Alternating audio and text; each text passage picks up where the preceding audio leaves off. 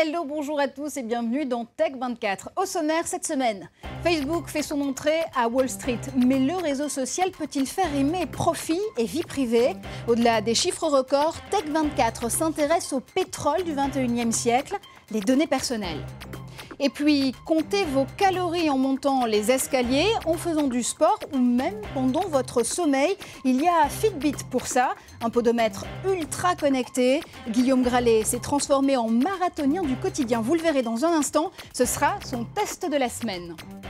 Mais d'abord une semaine au sommet pour Mark Zuckerberg. Après avoir fêté ses 28 ans, épousé sa petite amie Priscilla Chan et s'être classé 23e homme le plus riche de la planète, le patron de Facebook est en train de devenir le meilleur ami de Wall Street.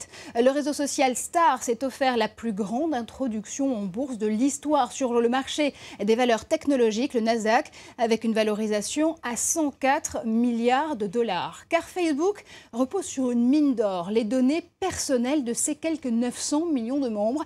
La plateforme détient aujourd'hui les informations numériques d'un être humain sur 7. Alors Guillaume, en attendant de savoir si les sweats à capuche de la Silicon Valley vont remplacer les costumes cravates de Wall Street, cette introduction en bourse pose une vraie question, et c'est celle-ci.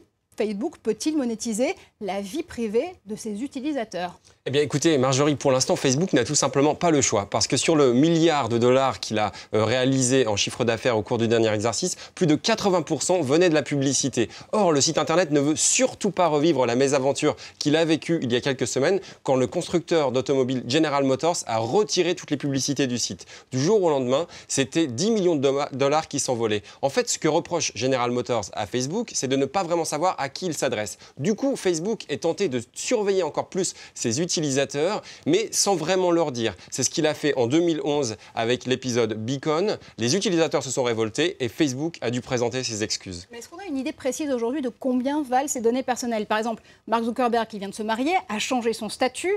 Est-ce que ce statut-là, il a une valeur monétaire? Exactement. En fait, chaque petite information a de la valeur. Il y a une réflexion que j'aime beaucoup qui dit que chaque service, quand vous utilisez un service gratuit sur Internet, de manière gratuite, c'est que c'est vous qui devenez le produit. En fait, le fait que vous aimiez les produits bio, le fait que vous aimiez cuisiner, que vous aimiez jardiner, tout ça, ça a une valeur. Ça vaut aux alentours de 3 cents. C'est le Wall Street Journal qui l'a montré en utilisant ce que vendait un site qui s'appelait Rapleaf. Rapleaf qui possède, tenez-vous bien, les données d'1 milliard d'internautes, les emails et puis également toutes les petites habitudes du quotidien. Donc on retient la formule, hein, si c'est gratuit, c'est vous le produit. Exactement. En fait, on paye de manière indirecte et sans qu'on s'en rende vraiment compte. Et c'est là où peut-être Facebook devrait faire un effort, devrait peut-être le dire. En fait, ce qu'on observe, et on le voit aux États-Unis comme en France, l'émergence de systèmes pour protéger la vie privée des internautes. Do Not Track, par exemple, va permettre aux internautes de dire « je ne veux pas être traqué ». Ça a été lancé par Modia, ça a été adopté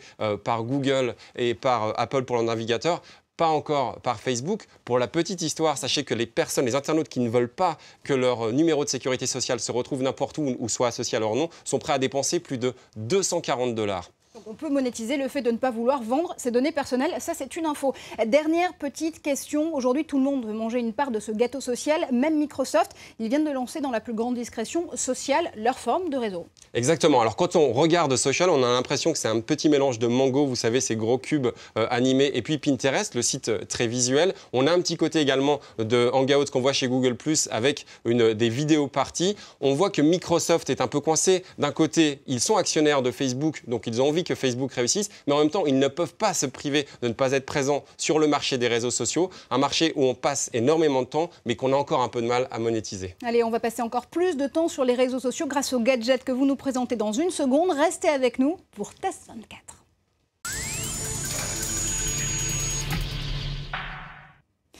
Savez-vous combien de calories vous brûlez en marchant, en montant les escaliers ou même en dormant? Non? Eh bien, il faut demander à Fitbit. Fitbit, c'est un podomètre nouvelle génération qui évalue votre niveau d'activité pour mieux vous coacher grâce à un algorithme, encore lui.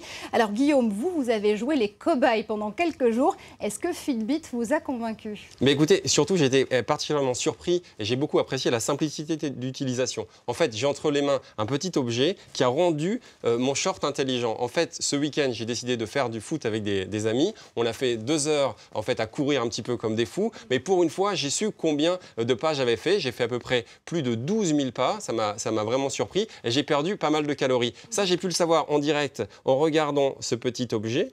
Qui va en permanence vous donner le nombre de calories que vous dépensez, le nombre de pas que vous faites, les escaliers que vous avez montés et puis surtout qui vous encourage puisque quand j'ai fait beaucoup de sport dans une journée, je vais avoir droit à une belle petite fleur qui va m'encourager. Plus la fleur est grande, plus j'aurai fourni d'efforts. Et cet objet est vraiment bien fichu puisqu'il va me dire également combien j'ai perdu de calories dans la journée en fonction de ce que j'ai également mangé. Tout ça, ce sont des informations que je vais pouvoir rentrer dans un ordinateur grâce à Fitbit et avoir vraiment un bilan, si vous voulez, de ma journée. Donc il y a une application qui est connectée évidemment en permanence avec le tracker lui-même. On rentre ces informations et tout de suite on sait quel est le programme qu'il faut suivre pour augmenter son activité ou pas. Est-ce que c'est vraiment si connecté que ça? Exactement. Alors, c'est très bien, si vous voulez, ça se connecte via une clé USB. Ce que je regrette, en fait, c'est qu'il ne soit pas encore Wi-Fi ou Bluetooth, puisque ça pourrait vraiment permettre de rentrer les données en permanence sur mon smartphone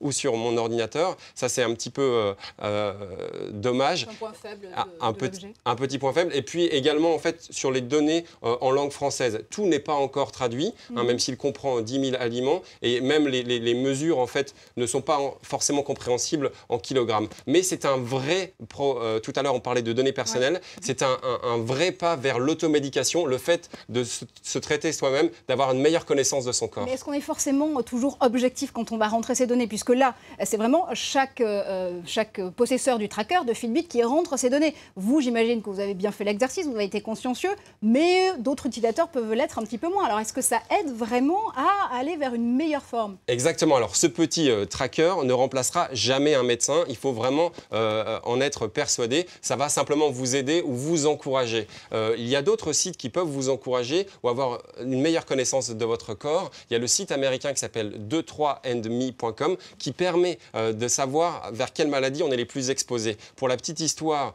Sergey Brin, le cofondateur de Google, a appris qu'il avait plus de probabilité d'avoir la maladie de Parkinson. Ça l'aide en fait à faire des exercices au quotidien et à avoir un régime alimentaire adapté. Allez, on rappelle le prix du tracker en question, c'est 100$ et il pèse 5 grammes, il pèse 12 grammes, pardon, et il mesure 5 cm. C'est très précis. Merci à vous, Guillaume.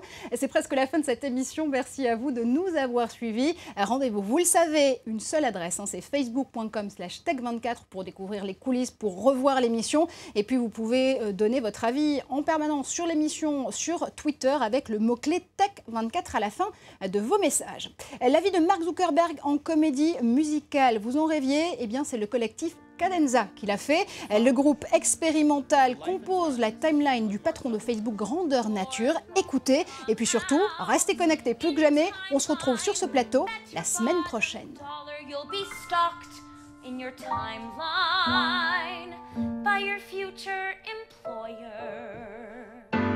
Scene number 11, the IPO. Now he is a rich man. Marky has a lot of moolah now. And of course, our finale.